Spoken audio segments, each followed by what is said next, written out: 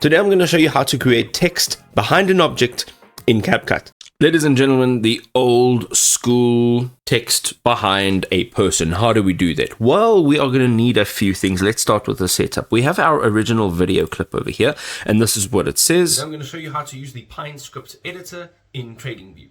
So now what we want to do is we want to duplicate this, and we need two layers because we need the background, and then we also need the foreground, which is the subject. So here we are going to click on this video clip, Control C, Control V, and we're going to duplicate it. Here we need to either remove the audio or just mute it. And what we're going to do now is on our original clip, the one that is in our main track, we're going to go up over here to video and remove background, and we're going to click on auto removal. Now, as you can see, it says processing here. It also says applying one feature, which you will be able to actually see if you use this drop down menu. You'll be able to see right over there. That's what it looks like. Now, the next step is to add in some text. So let's go ahead up at the top here.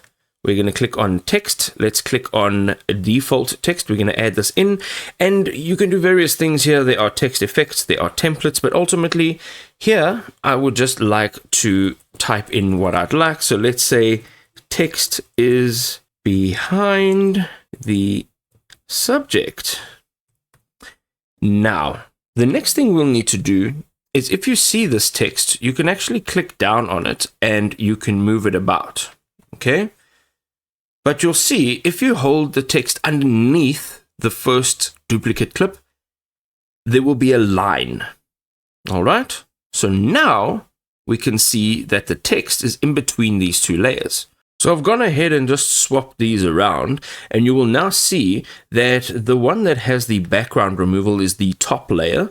So this, if you just go on the left side of here and say hide track, the only part of this that you're seeing is the person, the subject.